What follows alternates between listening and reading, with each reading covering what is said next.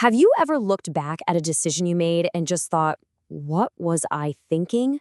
Well, you're not alone. From tiny gambles to huge life choices, our brains are constantly trying to figure things out in a world that's, well, pretty uncertain. Today, we're going to peel back the layers on why we decide things the way we do. All right, let's jump right in with a famous thought experiment. Picture this. I've got a coin, and I'm going to flip it until it lands on heads. If I get heads on the first try, you win $2. If it takes 2 flips, you get $4. 3 flips, $8, you get the idea. It doubles every single time. Now, technically, the winnings could be infinite. So here's the question. How much would you pay for a ticket to play this game? Now, if you put on your math hat, the expected value of this game is actually infinite. It's a weird calculation, but it's true. So logically, you should be willing to pay almost any amount of money to play, right? But of course, you wouldn't. I wouldn't. Most people say they'd only pay a few bucks. And that huge gap between the math and our gut feeling is the whole mystery of the St. Petersburg paradox. So this exact puzzle totally fascinated an 18th century mathematician named Daniel Bernoulli. He knew something was off, that the math was missing a key part of the human equation. And his solution would honestly change the way we think about value forever. Here it is. This was Bernoulli's genius insight. He said, look, we don't make choices based on the cold, hard number of dollars. We make choices based on the expected utility, which is just a fancy word for the personal satisfaction or happiness we think we're going to get. And the crucial thing here is that utility is totally personal. Bernoulli's point was simple. Winning $1,000 is a life-changing event for someone who's broke. For a billionaire, it's a rounding error. The same amount of money delivers a completely different jolt of satisfaction depending on your situation. And this gets to the core idea of diminishing marginal utility. It sounds complicated, but it's super intuitive. That first $100 you win feels amazing. The next 100, still great, but a little less thrilling. And another 100 after that?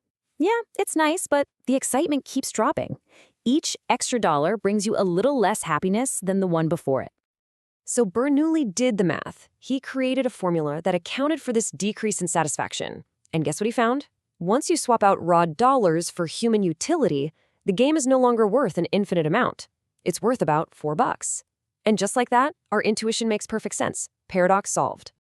Now, Bernoulli's idea was a massive leap forward.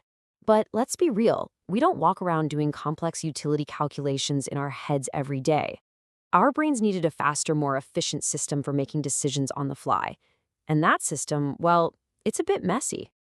This is where two giants of psychology, Daniel Kahneman and Amos Tversky, enter the picture. They showed that, most of the time, we rely on heuristics. You can just think of them as mental shortcuts or rules of thumb that our brain uses to make snap judgments without getting totally overwhelmed. You know what? Let's try one of these shortcuts out right now with a classic example. Just take a second to read this quick description of a woman named Linda. Get a picture of her in your head. Got it? Okay.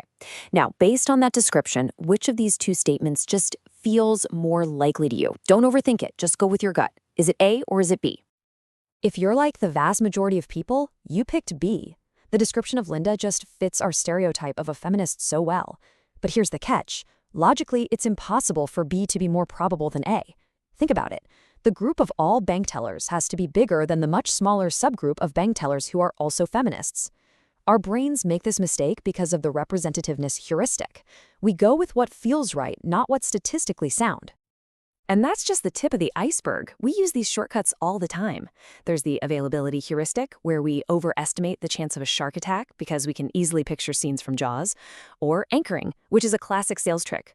The first price you hear for a car anchors your perception, making the final price seem like a bargain, even if it's not. These shortcuts save us a ton of mental energy, but wow, they can lead us into making some really predictable mistakes. So this is where things get really wild, because even if we could perfectly calculate utility, and even if we somehow corrected for all of our brain's biases, we would still be flying blind. We'd be blindsided by an even bigger problem. The world is shaped by things that are, by their very nature, impossible to predict. And the perfect metaphor for this is the black swan. You see, for thousands of years in the Western world, the phrase black swan was like saying flying pig. It meant something that was absolutely impossible, because every swan anyone had ever seen was white. That is, until 1697, when explorers got to Australia and found actual, real-life black swans. In an instant, a centuries-old truth was completely shattered. The scholar Nassim Nicholas Taleb took this idea and turned it into a full-blown theory. He says a true black swan has 3 key ingredients. First, it's a total shocker. It comes out of nowhere, and no one saw it coming. Second, its impact is massive, just off the charts. And third, and this is so important, after it happens, we all look back and weave a story that makes it seem like it was predictable all along. And when you look at history, it's not a slow, steady line. It's a series of massive jolts. Taleb argues that pretty much everything important, the invention of the internet, the start of World War I, the collapse of the Soviet Union, these were all black swans. They were events that shaped our entire world, and yet none of the experts' models even hinted they were possible. Okay, so that's a little terrifying, right? If the most important events are fundamentally unpredictable, then what are we supposed to do? How do you make any decisions at all in a world that can be turned upside down without warning? Well, Taleb gives us this absolutely perfect analogy. Imagine you're a turkey. Every single day, for 1,000 days, a friendly human comes and gives you delicious food. From your perspective, every single day, the evidence grows stronger and stronger. This human is the best friend a turkey could ever have. Your predictive model looks flawless, right up until the day before Thanksgiving. And here's the light bulb moment. For the turkey, Thanksgiving is a black swan. But for the butcher, it's just another Wednesday. So the goal isn't to get better at predicting black swans. Taleb says that's impossible. The goal is to avoid being the turkey. It's about looking at your life or your business or your investments and asking, where am I most vulnerable to a catastrophic surprise? And all this leads to one big practical idea. Focus on building robustness.